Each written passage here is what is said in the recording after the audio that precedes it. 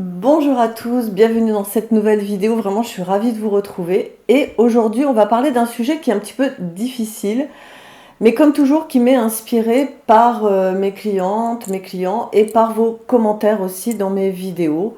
Donc là, on va s'interroger à savoir comment oublier son passé.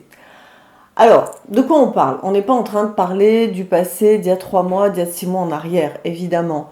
Moi, je parle là de choses qui sont plus graves, plus importantes. Par exemple, d'un passé douloureux d'il y a 4 ans, 5 ans, 10 ans, 15 ans, 20 ans. Donc, de choses qui sont arrivées aux personnes que j'ai pu rencontrer, ou ça arrive à nous tous d'ailleurs, comme un divorce, une rupture, un deuil, un licenciement, voilà, des choses qui sont très lourdes à porter. Et normalement, le processus de la vie fait que au bout de 1 an, 2 ans, allez 5 ans, on a laissé ça derrière nous, dans notre album de souvenirs intérieurs, et puis on se dit oui, c'est vrai, j'ai vécu quelque chose de douloureux, c'est difficile, mais voilà, la vie continue et on avance. Mais il y a des personnes qui n'y arrivent pas, qui restent figées, qui restent tétanisées dans leur malheur, dans leur souffrance, et qui, au lieu de regarder vers l'avant, d'être déjà ancrées dans le présent et regarder vers l'avant, sont tout le temps en train de regarder, je dirais, dans le rétroviseur, et ont du mal à avancer parce que soit ce passé est tellement difficile, tellement tragique, et Dieu sait avec tout ce qui se passe à l'heure actuelle, toutes les violences qu'on entend, je dirais, actuellement, sur les violences sexuelles, sur les meurtres, sur tout ça. C'est très douloureux. On vit une période qui est très anxiogène, hein, je ne vous apprends rien. Et en même temps, on libère la parole, ce qui est une très belle chose. Mais il y a vraiment des personnes qui ont vécu un passé tragique et qui n'arrivent plus à aller de l'avant, qui sont bloquées et elles regardent toujours en arrière. Il y a deux sortes de personnes qui sont bloquées dans leur passé. Il y a ceux qui ont vécu, celles et ceux, comme on dit, qui ont vécu justement quelque chose de tragique, de douloureux, de difficile. Et puis il y a des personnes qui au contraire ont eu un passé, on va dire, glorieux, un beau passé, avec de l'argent, avec une belle situation, avec des choses très agréables.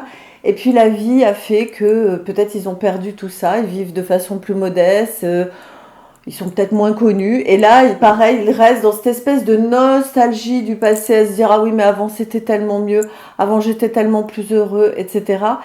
Et pareil, ils n'arrivent pas à être dans le présent et avancer. Donc moi, j'ai fait une petite synthèse un peu, vous savez, à chaque fois je fais des recherches, je cherche à vous donner les conseils qui vont le mieux s'adapter à vous, en sachant que tout ne sera pas à prendre, hein, bien sûr, à vous de faire la part des choses, de ce qui va vous convenir et de ce qui ne va pas vous convenir, d'accord? Donc j'ai trouvé 8 conseils à vous donner pour vous permettre de vous libérer du passé. Et c'est vraiment quelque chose d'important, de très important. Il faut savoir que c'est un travail souvent qu'on fait en thérapie avec des personnes qui ont été victimes de choses douloureuses, de violences. Moi j'ai travaillé avec des gens qui ont vécu la guerre, qui ont vécu des choses très très dures. Donc il faut se libérer de ce passé. Alors, le premier point que je vais vous donner, je regarde mes petites notes, là, comme d'habitude, vous savez, quand c'est des 1, 2, 3, 4, je m'y perds au bout d'un moment, donc un petit coup d'œil, donc vous étonnez pas si vous voyez mon regard qui part. Alors, le premier point, ça va être de couper le lien avec le passé. Alors, souvent, les thérapeutes vous disent, il faut pardonner. J'ai eu de grosses discussions là-dessus avec des collègues, avec des amis, etc. Il y a parfois des choses qui sont difficiles à pardonner, ou on n'a pas envie de pardonner à l'autre. Hein. Si on a été victime d'agression physique, sexuelle ou autre, même si c'est au bout de 5 ans, au bout de 10 ans, et que, comme on dit, il y a prescription, ou que la vie a continué, on n'a pas envie de pardonner. Donc moi, au lieu de parler du pardon, qui a un peu une connotation, je trouve, judéo-chrétienne, il faut pardonner nos enfants, à ceux qui nous ont offensés, etc., j'ai plus envie de parler de couper le lien. D'accord? C'est-à-dire qu'on ne va pas forcément pardonner à l'autre, mais on va s'arranger. Et ça, c'est un travail parfois thérapeutique, donc à faire avec son thérapeute. Alors, certaines personnes y arrivent toutes seules, bravo. D'autres ont plus de mal. C'est-à-dire, couper le lien, ça veut dire que cette personne, la personne qui vous a offensé ou la situation qui vous a offensé, elle n'est plus là dans votre tête, elle n'est plus là dans votre cœur. Vous avez coupé le lien avec ce que vous avez vécu. Et ça va vraiment être la première chose qui va vous aider à avancer. Encore une fois, pas forcément dans le pardon. Ça peut être juste, je coupe le lien et cette personne n'a plus de force, n'a plus de pouvoir, n'a plus d'emprise sur moi. C'est peut-être les personnes qui me suivent dans ma chaîne ont vu des vidéos sur les pervers narcissiques. Et Dieu sait que le pervers narcissique est une personne qui est très forte pour avoir de l'emprise. Donc quand on coupe le lien avec l'emprise de la personne qui vous a offensé. D'accord? Même si vous ne lui pardonnez pas, en tout cas, elle n'est plus là pour vous, dans votre tête et dans votre cœur. Ok? Donc j'espère que c'est bien clair. Deuxième point qui est important, c'est, si vous n'avez pas pu le faire, c'est d'ouvrir justement votre cœur et de dire à la personne qui vous a offensé ou à la situation qui vous a offensé, ben, ce qui s'est passé, quoi. Dire vraiment, sincèrement, ben voilà, moi il s'est passé ça, je suis en colère. Il ne faut pas garder ces rancœurs à l'intérieur de soi. C'est encore un travail que l'on fait évidemment en thérapie. Si la personne est décédée, ça peut arriver par exemple qu'on a été offensé par un parent, un oncle ou quelqu'un, même étranger, qui a pu vous offenser. La personne n'est plus là, on se dit comment je fais pour lui parler? Vous écrivez une lettre. Moi je crois beaucoup à la vertu thérapeutique de l'écriture. Vous écrivez, vous écrivez, vous écrivez ce que vous avez sur le cœur et vous le dites à haute voix, voilà, vous la lisez votre lettre à haute voix en imaginant que la personne est là. Et une fois que vous l'avez lu, une fois, deux fois, trois fois, vous verrez que vous vous sentirez mieux, ça va être quelque chose qui va vous libérer. Et après, symboliquement, prenez la lettre et brûlez-la, ne la gardez pas, brûlez cette lettre. Voilà, hein, et ça part, les cendres. Et comme ça, la rancœur va partir également, d'accord ? Troisième point, ce qui est important, c'est que si vous avez eu un passé douloureux, mais récent, hein, vous avez perdu un être cher il y a peu de temps, il y a 6 mois, il y a 1 an, vous avez vécu une rupture amoureuse, pareil, il y a 6 mois, 8 mois, ben, laissez-vous le temps du deuil. C'est normal d'être triste, c'est normal de pleurer, c'est normal de mal le vivre. On ne peut pas être heureux du jour au lendemain quand on a vécu un deuil, une rupture, même un licenciement, même quelque chose comme ça. Même par exemple, une chose positive comme les enfants qui partent de la maison, hein, on appelle ça le syndrome du nid vide. Ben, il y a des parents qui le vivent mal et qui font même une petite dépression là-dessus. C'est normal. Donc acceptez qu'il y ait un temps de tristesse, acceptez qu'il y ait un temps de deuil. Mais il faut que ce soit un temps entre guillemets raisonnable. Alors qu'est-ce que c'est raisonnable? Si vous avez eu une rupture sentimentale et que vous êtes resté 3-4 ans avec la personne et que 4-5 ans après vous êtes encore à la pleurer tous les jours, là on n'est pas dans du raisonnable, ok? Par contre, désolé, petit chat dans la gorge. Il n'y a rien de grave, hein, je vous rassure, hein, ne croyez pas que j'ai une maladie. Hein. Comment ça s'appelle déjà? On n'en entend pas parler du tout en ce moment. Coronavirus, ouais. Non, pas du tout, tout va bien. C'est juste un petit chat. Donc je vous disais, oui, si la rupture elle a eu lieu il y a 3 mois, 6 mois, vous étiez resté 5 ans, 10 ans avec la personne, c'est normal d'être triste encore, c'est normal de vivre des moments où c'est difficile, où vous pleurez. Voilà, il faut relativiser le temps. Mais il y a toujours une période de deuil, de tristesse, et c'est normal.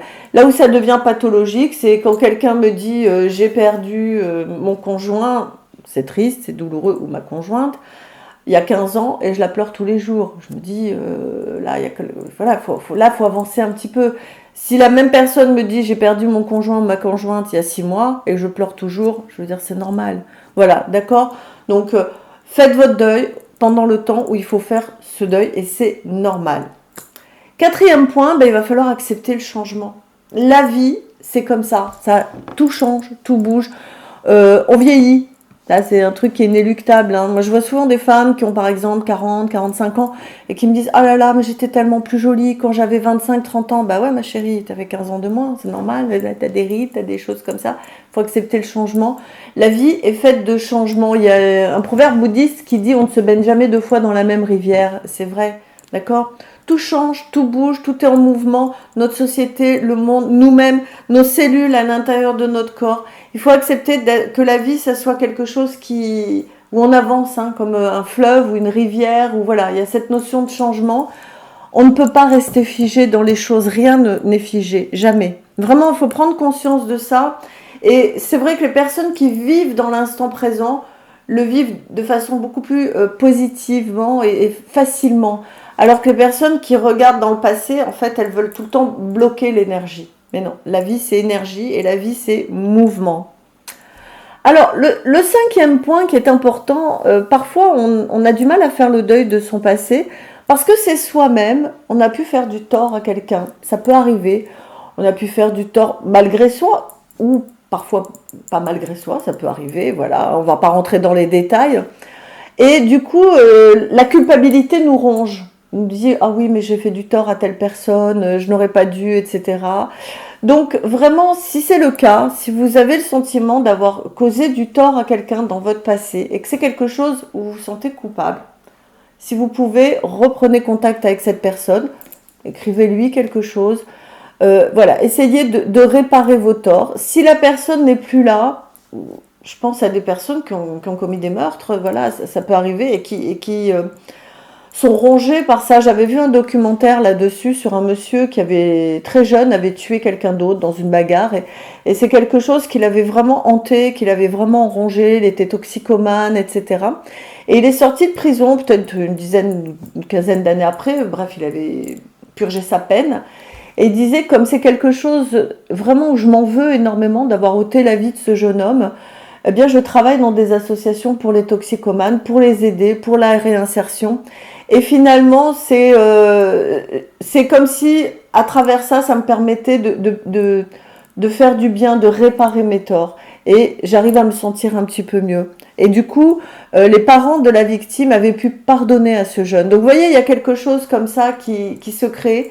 Donc si on a causé du tort, alors sans parler de meurtre, là c'est un cas dramatique, on peut réparer ses torts et faire du bien à la victime. Je tourne la page.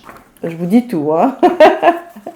Donc, une chose aussi qui est importante, le sixième point, c'est ne pas être toujours à ressasser les événements du passé. Alors ça, les personnes qui vivent dans le passé, on dirait des vaches qui ruminent, hein, parfois. C'est pas très gentil ce que je dis, mais elles ressassent, elles ressassent, elles ressassent. Et vous leur dites, oh c'est bon, tu nous l'as déjà dit, ça on le sait. Avance, passe la première, passe la troisième, mais bouge, arrête d'être toujours à ressasser le passé. Ça, c'est pareil, c'est un travail qu'on fait en thérapie aussi, quand la personne a du mal. Vous avez bien compris que se libérer de son passé, pour certaines personnes, ça va être très compliqué, très difficile. Et il va falloir se faire accompagner. Encore faut-il le vouloir, parce qu'il y a des personnes qui ne veulent pas, qui restent voilà, bloquées là-dedans et qui se disent que c'est très bien de vivre dans le passé, dans la nostalgie, sauf que la vie passe et elles font rien, quoi. Et elles sont malheureuses, parce que le passé n'existe plus, le futur n'existe pas encore, seul le temps présent existe. Vraiment, soyez conscients de ça.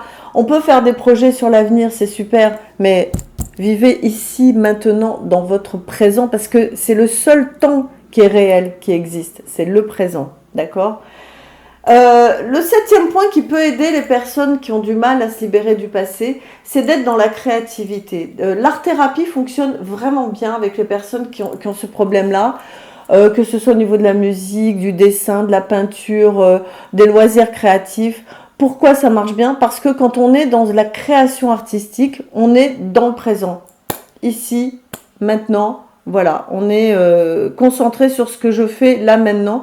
Et ça permet justement de couper tout doucement ces liens avec le passé. Donc ça, c'est vraiment un conseil que je vous donne. Si vous sentez que vous êtes trop ancré dans votre passé, faites du loisir créatif, n'importe quoi, ça peut être des boîtes, des machins, j'y connais rien moi dans les loisirs créatifs, hein, donc c'est pas je suis pas très douée, et puis ça m'attire pas. Mais c'est quelque chose qui peut être très utile, scrapbooking, des choses comme ça, de la peinture, du dessin, de la mosaïque, de la poterie, voilà. Soyez en réceptivité du présent et en lien avec le corps, c'est ça qui est important. Ça peut être de la danse aussi, évidemment, hein, voilà. Donc, soyez dans la créativité. Et le dernier point, ben ça vous savez, je vous le dis à chaque fois dans toutes mes vidéos, donc commencez à avoir l'habitude si vous me suivez depuis un petit moment. Lâcher prise, vraiment travailler sur ce lâcher prise. Lâcher prise, c'est vivre l'instant présent comme d'habitude. Arrêtez de vouloir garder ce passé absolument. Il est passé, il n'existe plus. Le présent existe et l'avenir va exister aussi. Mais l'avenir, vous pourrez le construire de façon positive et vous reconstruire si vous lâchez prise. D'accord? Voilà, c'était un petit peu ces 8 points que je voulais partager avec vous pour comment vous libérer du passé. D'un passé qui est douloureux, évidemment. Si c'est facile, si c'est agréable, gardez votre passé positif, bien sûr. J'ai une question à vous poser. Comment vous faites pour justement lâcher prise et vous libérer de votre passé? Est-ce que vous avez vécu des choses un petit peu difficiles, douloureuses, et vous avez trouvé une astuce, vous avez eu une façon de faire, ou alors ce que je vous ai dit, vous l'avez appliqué, ou d'autres choses? Donc laissez-moi des commentaires, vous savez que je les lis, je réponds quand il y a des questions, quand il y a un échange. Quand on me dit merci, ben, je réponds pas forcément. Mais si on pose une question ou qu'on veut un échange, j'essaie toujours de répondre aux commentaires, ça c'est très important. Donc voilà, la vidéo est terminée. Je vous remercie de l'avoir suivie. Comme d'habitude, vous likez, vous partagez. Et si vous n'êtes pas abonné, pensez à vous abonner. Ok? Et vous cliquez la petite cloche là à gauche. Très important, c'est ce qui vous permet d'avoir les notifications et donc de savoir à chaque fois quand une nouvelle vidéo sort. Ok? Ben, je vous embrasse, je vous souhaite une belle semaine. On vit une période difficile, compliquée, je le sais. Peut-être je ferai une vidéo là-dessus. Mais voilà, respirez, soyez heureux et donnez de l'amour à tous les gens que vous aimez autour de vous. Ça, c'est aussi un bon conseil. D'accord? Je vous embrasse, à bientôt. Ciao.